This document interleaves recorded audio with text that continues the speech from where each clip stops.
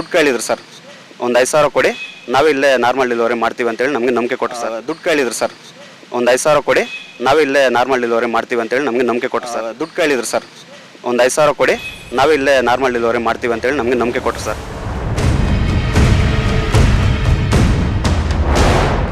ಈ ದಂಪತಿಯ ಹೆಸರು ಅಶ್ವಿನಿ ಮತ್ತು ರಘು ಅಂತ. ಇವರು ಚಿಕ್ಕಬಳ್ಳಾಪುರ ತಾಲೂಕಿನ ಪೆರೇಸಂದ್ರ ಗ್ರಾಮದವರು. ಮದುವೆಯಾಗಿ 5 ವರ್ಷಗಳಾಗಿದ್ರು. ಮಕ್ಕಳಾಗದೆ ನೊಂದಿದ್ದು ದೇವರ ಕೃಪೆಯಿಂದ ಮಗುವಾಗುವ ನಿರೀಕ್ಷೆಯಲ್ಲಿ ಇದ್ರು.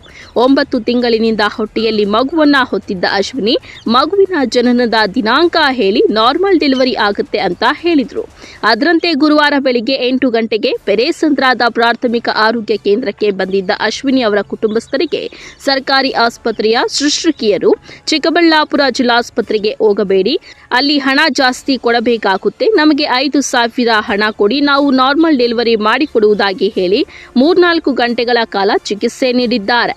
ನಾರ್ಮಲ್ ಡೆಲಿವರಿ ಮಾಡಲು ಎಲ್ಲ ಪ್ರಯತ್ನಗಳು ಮಾಡಿದ್ದಾರೆ. ಆದರೆ ಮಗುವು ಹೊಟ್ಟೆಯಲ್ಲಿಯೇ ಸಾವಿಗೀಡಾದ ವಿಚಾರ ತಿಳಿದ ಶುಶ್ರೂಷಕಿಯರು ಈ ವಿಚಾರದಿಂದ ತಪ್ಪಿಸಿಕೊಳ್ಳಲು ಡ್ರಾಮಾ ಮಾಡಿ ಅಶ್ವಿನಿಯ ಹೊಟ್ಟೆಯಲ್ಲಿ ಮಗು ಸರಿಯಾಗಿ ಉಸಿರಾಟ ಮಾಡುತ್ತಿಲ್ಲ, ಬೇಗ ತಾಯಿ ಮಕ್ಕಳ ಆಸ್ಪತ್ರೆಗೆ ಕರೆದುಕೊಂಡು ಹೋಗಿ ಎಂದು ಆಂಬ್ಯುಲೆನ್ಸ್ ಮೂಲಕ ಕಳುಹಿಸಿಕೊಟ್ಟು ಕೈ ತೊಳೆದುಕೊಂಡಿದ್ದಾರೆ. ನಂತರ ಚಿಕ್ಕಬಳ್ಳಾಪುರ ಜಿಲ್ಲಾಸ್ಪತ್ರೆಗೆ ತಾಯಿ ಮಗುವನ್ನ ಕರೆದುಕೊಂಡು ಬಂದಾಗ ವೈದ್ಯರು ಅಶ್ವಿನಿಯ ಪರಿಸ್ಥಿತಿ ಕಂಡು ಮೂಕ ವಿಸ್ಮಿತಗೊಂಡು ಯಾರು ಈ ರೀತಿ ಮಾಡಿದ್ದು ಎಂದು ಕೋಪಗೊಂಡು ನೋಡಿದಾಗ ಮಗು ಹೊಟ್ಟೆಯಲ್ಲಿಯೇ ಸಾವಿಗೀಡಾಗಿರುವುದು ಕಂಡು ಬಂದಿದೆ. ಇದರಿಂದ ರೊಚ್ಚಿಗೆದ್ದ ಕುಟುಂಬಸ್ಥರು ಪೆರೇಸಂದ್ರ ಆಸ್ಪತ್ರೆ ಮುಂದೆ ಪ್ರತಿಭಟನೆ ನಡೆಸಿ ಈ ರೀತಿ ಇನ್ಯಾವ ತಾಯಂದಿರಿಗೂ ಮಾಡಬೇಡಿ, ನಮಗೆ ನಮ್ಮ ಮಗು ಕೊಡಿ ಎಂದು ಗೋಳಾಡಿದ್ದಾರೆ. ನೋವು ಬರ್ತಾ ಇತ್ತು, ಬಂದು ನೋಡಿದ್ರು, 2 ಅವರ್ ಕೊಟ್ಟರು. ನಾವೇ ನಾರ್ಮಲ್ ಡೆಲಿವರಿ ಮಾಡ್ತೀವಿ ಅಂತ ಹೇಳಿದ್ರು. ಲಾಸ್ಟ್ ಮೂಮೆಂಟಲ್ಲಿ ಇಲ್ಲಿ ಆಗಲ್ಲ, ಬಳ್ಳಾಪುರಕ್ಕೆ ಹೋಗ್ರಿ ಅಂತ ಹೇಳಿದ್ರು. ಫಸ್ಟ್ ಏನಂತ ಹೇಳಿದ್ರು? ನಾವೇ ಡೆಲಿವರಿ ಮಾಡ್ಕೊಡ್ತೀವಿ ಅಂತ ಹೇಳಿದ್ರಾ? ಏನಂತ ಹೇಳಿದ್ರು? ನಾವೇ ನಾರ್ಮಲ್ ಡೆಲಿವರಿ ಮಾಡ್ತೀನಿ ಅಂತ ಹೇಳಿದ್ರು. ಡಾಕ್ಟರ್ ಇದ್ರ ಬರೀ ನರ್ಸ್ಗಳಿದ್ರಲ್ಲ? ಡಾಕ್ಟರ್ ಇರಲಿಲ್ಲ. ಎಷ್ಟು ಜನ ನರ್ಸ್ಗಳಿದ್ರು? 5 ಜನ ಇದ್ರು. 5 ಜನ ಇದ್ರು. ಸೊ ಲಾಸ್ಟ್ ಮೂಮೆಂಟಿಗೆ ಏನಂದ್ರು ಮಾಡೋ ಟ್ರೀಟ್ಮೆಂಟ್ ಎಷ್ಟೊತ್ತು ಟ್ರೀಟ್ಮೆಂಟ್ ಕೊಟ್ಟರು? 2 ಅವರ್ ಕೊಟ್ಟರು. ಟ್ರೀಟ್ಮೆಂಟ್ ಕೊಟ್ಟರು. ಡೆಲಿವರಿ ಮಾಡೋಕೆ ಏನಾದ್ರು ನೋಡಿದ್ರಾ? ನೋಡಿದ್ರು. ಇಲ್ಲೆಲ್ಲ ಮುಟ್ಟಿ ನೋಡು, ಇಲ್ಲೆಲ್ಲ ಅದನ್ನ ಬಿಟ್ಟು ಆಗಲ್ಲ, ಲಾಸ್ಟ್ಗೆ ಬಳ್ಳಾಪುರಕ್ಕೆ ಹೋಗ್ರಿ, ಆಂಬ್ಯುಲೆನ್ಸ್ ಅವರೇ ಕರೆದುಬಿಟ್ಟು 1 ಅವರ್ ಇದ್ದರು. ಆಮೇಲೆ ಆಗಲ್ಲ ಅಂತ ಹೇಳಿಬಿಟ್ಟು ಕಳಿಸ್ಬಿಟ್ರು. ಅವಾಗೂ ಆಟ್ಬಿಟ್ಟು ಓಡ್ಕೊಳ್ತಾ ಇತ್ತು ಮಗುಗೆ. ಇಲ್ಲಿಗೆ ಬಂದಮೇಲೆ ಇದು ಮಗು ಇಲ್ಲ ಅಂತ ಹೇಳಿದ್ರು. ಬೆಳಗ್ಗೆನೇ ಕರ್ಕೊಂಡು ಬಂದಿದ್ರೆ ಮಗು ಇರ್ತಾಯಿತ್ತು ಅಂತ ಹೇಳಿದ್ರು. ಯಾಕೆ ಹೋಗಿದ್ದು, ಇಲ್ಲಿಗೆ ಬಂದಿದ್ರೆ ಇದು ನಾರ್ಮಲ್ ಡೆಲಿವರಿ ಮಾಡಿಸಿ ಮಗುನ ನಿನ್ನೆಲ್ಲ ಬಗ್ಸಿದ್ದಲ್ಲಮ್ಮ ಅಂತ ಹೇಳಿದ್ರು. ಇಲ್ಲಿ నా కూతుర్ని 7:30 తోడుకొని పోతాం హాస్పిటల్కి, గవర్నమెంట్ హాస్పిటల్, పెరాసంద్రంలో గవర్నమెంట్ హాస్పిటల్కి. ఆ తావ తోడుకొని పోయి వాళ్ళ సిస్టర్లు అంతా ఉండ్రి చూపిస్తుంది. ఏమో అది తలపత్ర అవసిపోయింది, వీడికి అయ్యేది డెలివరీ అంటని చెప్పిరి. తిరిగా మా ఆయమ్మ ఒక ఆయమ్మ ఉండే, మా పిన్నమ్మనే శోభమ్మ, ఆయమ్మ వాళ్ళకి సిస్టర్లకు ఫోన్ చేసి చెప్పాయమ్మ ఇట్లా అయిందండక వచ్చి చూడండి అని.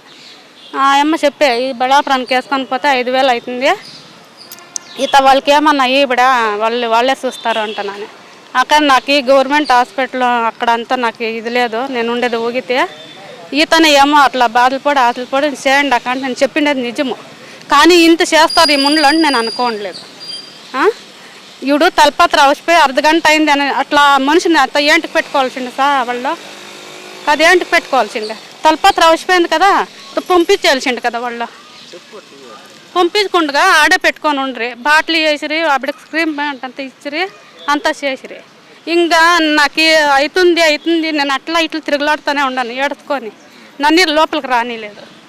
తిరుగులాడుకొని ఉంటే ఆ అమ్మ వచ్చేసి నువ్వు దిగులు పడొద్దు, నీ బిడ్డని నీ తెలియని బిడ్డని కూడాను నేను 1/2 గంటలో నీ చేతికి ఇస్తాను, దిగులు పడొద్దు అంటని చెప్పి నాకు ధైర్యం చెప్పి ఆడ కూకపెట్టి తిరుగా 11 గంటలయ్యా 12 గంటలయ్యా ఖాళీ బిడ్డ ఒక్కిత తోడుకొని పోయి చూపించినాడు. 120 ఆడుతూ ఉండే బిడ్డకి ఆటో. తిరగా తోడుకుపోయి చూపించిరే 80కి దిగిండే అవుడన్నా కానీ బిడ్డ ఇట్లా అయ్యింది తోడుకొని పోండి అంటే హాస్పిటల్కి నాకు చెప్పలేదు. చెప్పకుండా 12:30 ఫోన్ చేసి అంబులెన్స్ని పిలిపించి ఆడ పెట్టుకోండి, సుమారు 2 గంటల సేవలు పెట్టుకున్నారు ఆ అంబులెన్స్ని. ఆడ పెట్టుకోండి వాళ్ళకి తీరినప్పుడు వీళ్ళకి కాకుండా మీటికే ఈ మషాత్ అయ్యాలతోనే తెలిసిపోయింది కదా, బిడ్డ కడుపులోనే పేసింది. తిప్పలాడి బిడ్డ కడుపులోనే పేసింది. మేము ఇంటికి వచ్చినప్పుడు బిడ్డకి ఆటో 21 ఆడుతా 120 ఆడుతా ఉన్నింది. 70కి దిగినప్పుడు ఆవిడ కూడా పంపించలేదు వాళ్ళు. నేను అడుక్కున్నాక అవుతుంది డాక్టర్ ఒకటే దేవుడు ఒకటే కదా, మీకు నమ్మి కదా నేను బిడ్డ ఇచ్చిండేదాడా, మీరేం చేయండి నా బిడ్డ నాకు తెచ్చిచ్చేవరకు ఈ కేసు వాపస్ తీసుకొని వెళ్ళి నాకు జరిగింది అన్నేం వేరే బిడ్డలకి జరగకూడదు, నా బిడ్డ నేను ఎంత గోలాడినామో అంత వాళ్ళు గోలాడాలి అంతే. దుడ్లు నేను ఇస్తానన్నా, నా బిడ్డని తెచ్చింది వాళ్ళు నాకు చూడి 30,000 కన్నా 40,000 కన్నా నేను ఇస్తాను. అర్థమైనా నేను దుడ్డు గురించి యోచన చేయలేదు, నా బిడ్డ గురించి నేను యోచన చేయండి. దగ్గర ఉండి ఆ గవర్నమెంట్ హాస్పిటల్ ఏంటి కట్టేయాలి అట్లా వాళ్ళు ఏంటికి నాకు కట్టేయాల్సిండే, ఏమో దగ్గర ఉందంటే కదా మేము పోయింది అత్త హాస్పిటల్లోకి. డాక్టర్ ఉండలేదు, ఎవరు ఉండలేదు, డాక్టర్లు ఎవరు ఉండలేదు, సిస్టర్లు మాత్రమే ఉన్నింది ఆడ. ఏమో దగ్గర కదా మా ఉండూరులో దగ్గర అంటాను తోడుకొని పోతుంది. లాస్ట్కి మాకు మషాత్ అయ్యాలదు వేసుకొని పోండి అంటే వాళ్ళే అంబులెన్స్ని పిలిపించి అంబులెన్స్లో వేసి పంపించారు. తిరిగి నేను లాస్ట్లో లేట్గా వచ్చినాను, గాడి ఏడుదో బుక్ మీద అంతా రాసి చైన్లు వేసి ఆ రూమాల్లో అంతా చైన్లు వేపించుకొని వచ్చి బుక్ నా చేతికి ఇచ్చినకి వీళ్ళు అప్పుడు నేను గాడీలో వెనకసారి వచ్చిండ ముందుగా అంబులెన్స్ పంపించేసి నన్ను అంబులెన్స్లో కూడా కుక్ పెట్టలేదు.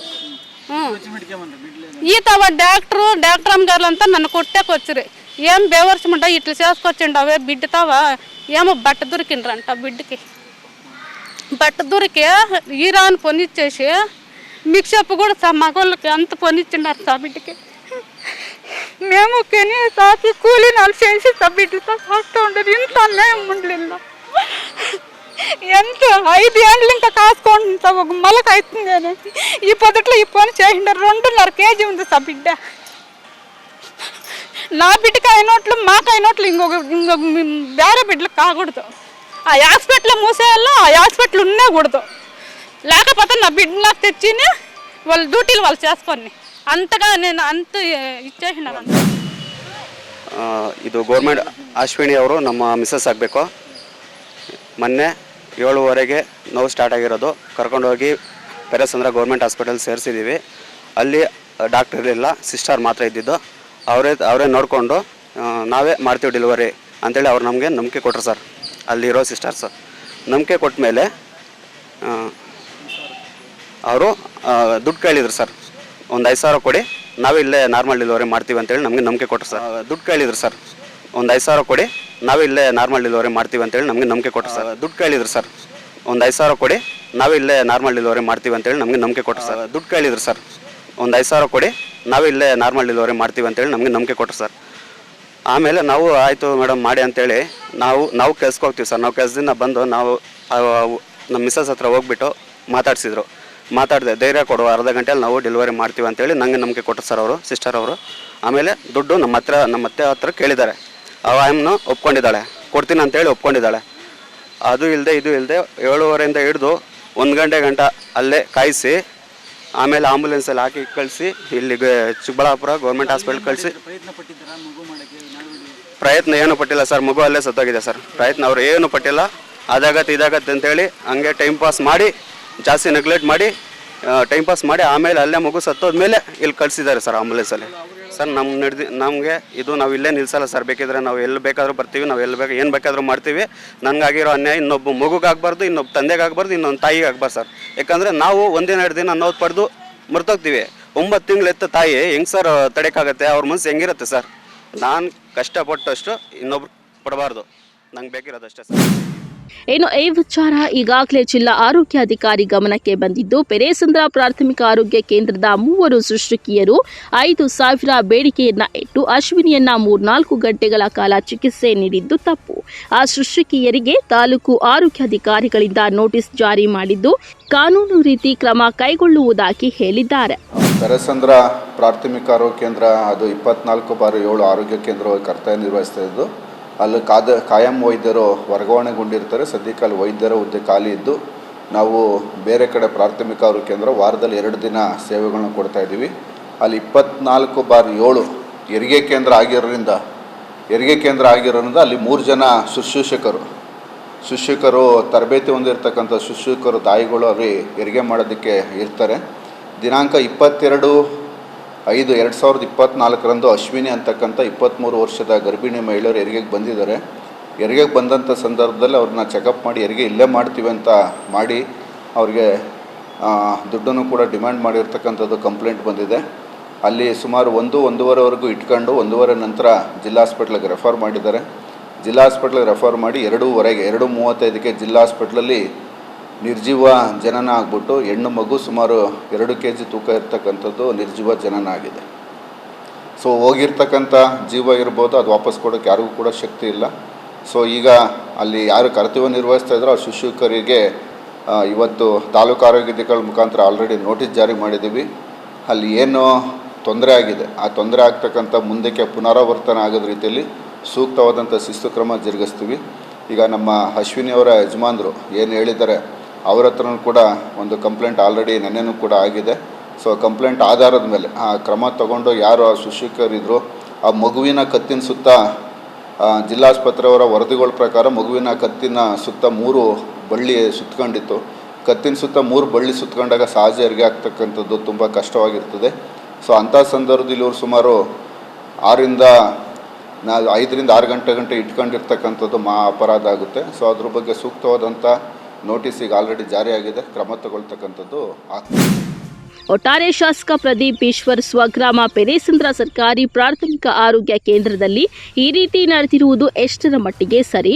5 ವರ್ಷಗಳಿಂದ ಮಗುವಿನ ನಿರೀಕ್ಷೆಯಲ್ಲಿ ಇದ್ದ ಅಶ್ವಿನಿ ಮತ್ತು ರಘು ಅವರಿಗೆ 5,000 ಹಣಕ್ಕಾಗಿ ಒಂದು ಪುಟ್ಟ ಕಂದಮ್ಮನ ಜೀವವನ್ನ ತೆಗೆದ ಶುಶ್ರೂಷಕಿಯರು ಮತ್ತೊಂದು ಜೀವ ತೆಗೆಯದಂತೆ ಆರೋಗ್ಯಾಧಿಕಾರಿಗಳಿಗೆ ಮನವಿ ಮಾಡಿದ್ದಾರೆ.